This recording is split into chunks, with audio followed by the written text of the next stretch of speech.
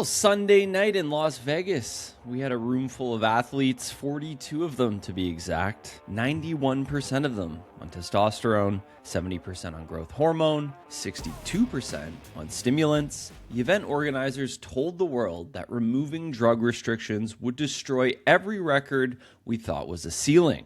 The founder said, and I'm quoting, "They were done apologizing for progress." Fred Kerley showed up clean. Fred Kerley won. And he stood at the finish line and said, man, they got to do better than that. Not celebrating, not pumping his fists, frustrated. Because he ran a 9.97 in the 100 meters. And he knows what fast actually feels like. And for context, that time in which he won would have placed him last at the Paris Olympics. So that's the whole episode right there. But let's unpack it. Because what happened at the inaugural Enhanced Games last night is one of the most interesting sports science experiments you're ever going to see in the wild. And the result was not what anyone predicted. And I want to say, I was at the edge of my seat because I was excited to see what actually could come of this. I've been following this content for the last, year. And I know there is a gentleman who is Canadian. I believe he's from Ontario too. Super strong snatcher. Bodie is his name. And I was just excited to see what he could do. And although this was the first Enhanced Games, I'm interested to see. So, episode 96, let's get into it. So let's see the table. The Enhanced Games weren't just a competition, they were a statement. Aaron D'Souza, the founder, built this thing on one idea, that the rules of clean sport are holding human potential back. That if you let athletes use performance-enhancing drugs openly, under medical supervision, we'd finally see what the human body is capable of. There was a $25 million prize pool, $1 million for every world record that was broken. Those aren't small numbers. They were sending a message. Kerley himself bought in before the race. He predicted Usain Bolt's 9.58 100-meter world record would get destroyed.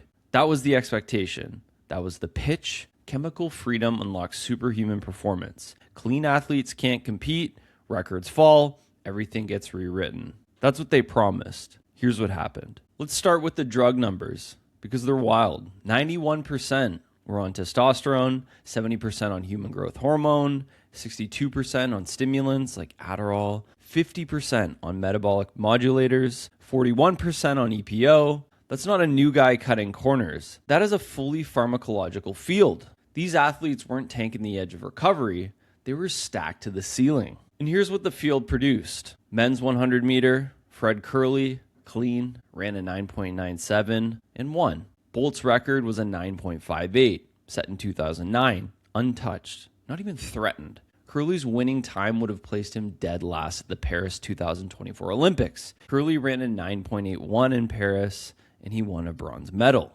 For the women's 100, Tristan Evelyn, also clean, won it 11.25. From the swimming side, the first event of the night, 50-meter backstroke, Hunter Armstrong, also clean, won it 24.21 seconds. The only world record all day was Klomev in the 50-meter freestyle, 20.81 seconds. And the previous record was 20.88. But he also wore a polyurethane suit, which is known as a super suit. That's banned in official competition. World Aquatics don't recognize it.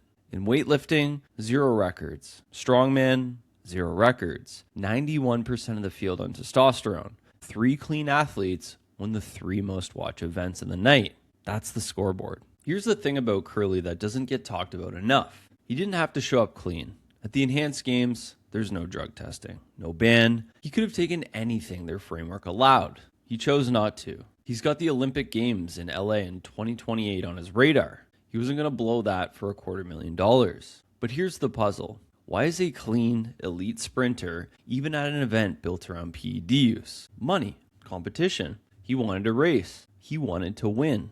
And then he did. Ran a 9.97, picked up $250,000, and then stood there. Not relieved, not thrilled, frustrated. Because he's the guy who ran a 9.81 in Paris for an Olympic bronze medal. He knows what elite sprint competition feels like at the top. And the 9.97 in a room full of enhanced athletes told him everything he needed to know about that level. Man, They got to do better than that. So here's the math that the Enhanced Games didn't advertise. 91% of athletes on test, 70 on growth, and a drug-free guy ran the fastest time. Because PEDs are a multiplier, not a foundation. Think about it like this. A tune-up makes a well-built car faster. It does not fix a blown transmission. If your mechanics are off, if your recovery sucks, if your technical base isn't there, the chemistry is just expensive noise. Marvin Bracey Williams, a former world silver medalist, currently serving a doping ban from conventional athletics, showed up to the Enhanced Games and ran a 10:39, dead last on the podium, behind the clean guy by about half a second. That's not an argument against drugs. That's an argument for building the foundation first, every time. Testosterone improves recovery. It builds lean mass. It bumps power output at the margins. It's real. I'm not dismissing it.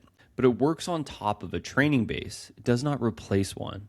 You cannot multiply 0 and get anything other than 0. The same applies whether you're chasing a 9-second 100 meter, a CrossFit total, or whatever your version of performance looks like.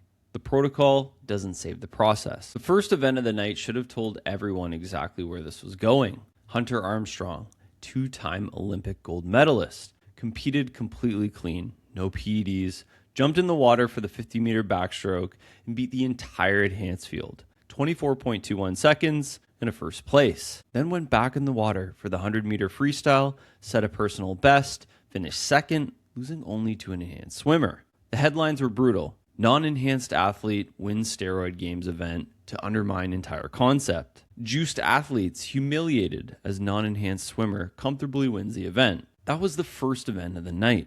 The competition, built to celebrate what performance enhancements can do, opened with a clean guy on top of the podium. Didn't get better from there. Here's what the Enhanced Games didn't mean to teach, but absolutely did. Kerley has been training at the elite level for over a decade. Armstrong is a 2-time Olympic gold medalist. Evelyn won her event clean. These are not base level athletes who decided to skip the drugs. They're elite athletes who spent years, plural, building a foundation that chemistry alone cannot close the gap on.